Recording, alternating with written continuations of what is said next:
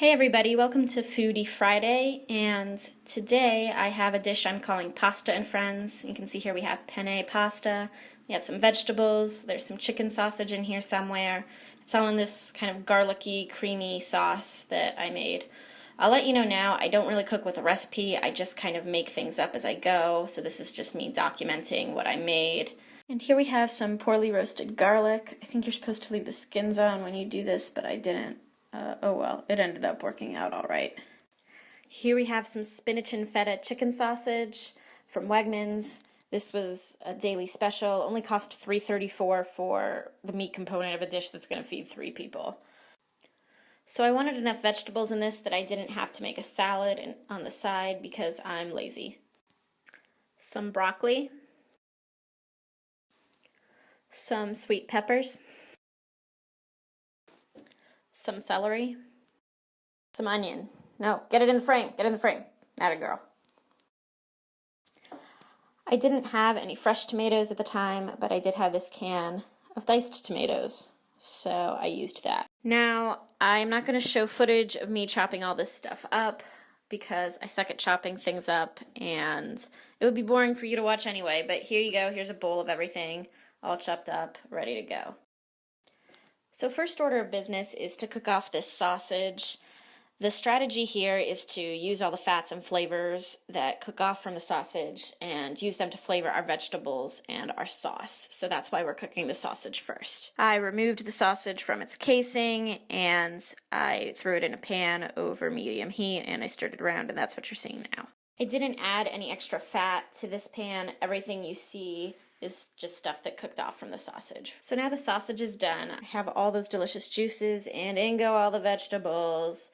Now a professional probably would have put all those vegetables in separately depending on how long they take to cook, but I just dumped them all in at the same time and everything worked out. It's also probably a good idea to season your vegetables. They're not particularly flavorful on their own, so I threw some salt and pepper in here as well. I'm not going to give you a set time for how long you should leave these veggies in because when it comes to cooking vegetables, doneness is incredibly subjective. I like mine more on the crunchy side. If you like yours less crunchy, cook them longer. Basically just cook them until you're like, hey, that looks nice, I'll eat that. Eventually you will get tired of stirring the vegetables. At that point, you're going to want to steam them. Just throw some water in, or I actually used some store-bought chicken stock just for a little bit of extra flavor. Throw it in, put the lid on, leave them be, check on them every so often. So when my vegetables were at a doneness where I liked them, I took them out and I used the residual fat to build my sauce, but I also added some extra fat, in this case butter. And I'm going to make a bechamel so I have a nice and creamy sauce. And a bechamel is just a snobby way of saying butter, flour, and milk. So you're going to want to add some flour to your butter. I like to use a fork instead of a spoon to add my flour. I find it gets less clumpy that way. Then you are going to stir. I'm sure there's an exact ratio of fat to flour to liquid that you want when you're making a bechamel. I don't know what it is, so I just add flour and fat until I get the consistency that I like. I switched from butter to olive oil. I don't really know why. This is ultimately the consistency that you're looking for. Something that isn't too crumbly, but something that's definitely kind of thick, almost like a paste.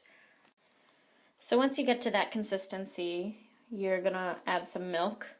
I didn't measure the milk, just kind of enough to cover the bottom of this pot, maybe about a ½ an inch deep, and stir it together. Now you may notice as I stir that there's only kind of a short trail behind the spatula, so it's still a pretty thin sauce right now. It's not the consistency it needs to be at, but now it's making slightly longer trails behind the spatula, and that's kind of one of the best ways that you can tell how thick your sauce is and where you want it to be. When it's thicker, it'll look more like that. If it gets too thick, just add more milk. I had this almost at like wet sand consistency, which was a little bit too thick, so I went ahead and added milk.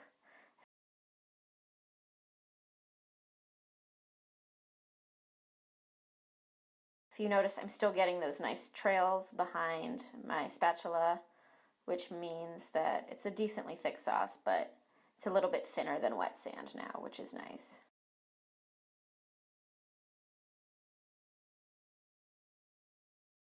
Once you have your sauce at the consistency you want, it's time to season it as you will. I added some salt.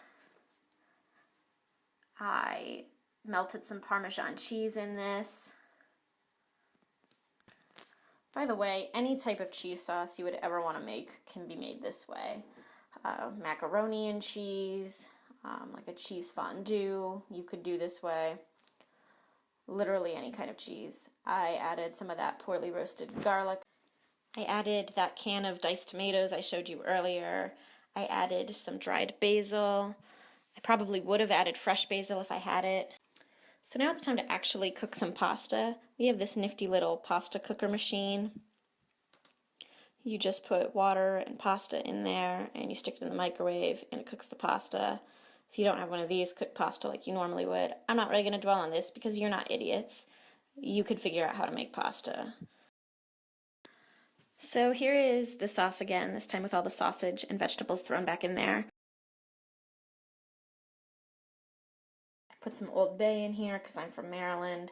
I put some turmeric in here because it's a good anti-inflammatory. I think a little bit of cayenne, a little bit of plain black pepper.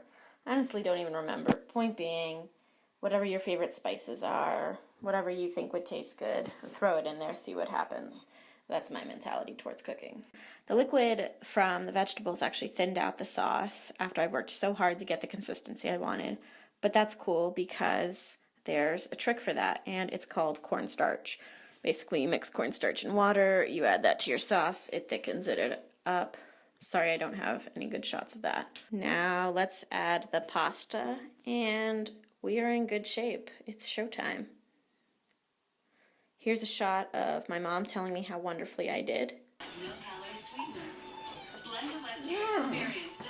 Oh my, very good, Anne. I'm going to enjoy this meal. Isn't she nice? I love her. So yeah, that's how to make pasta and stuff.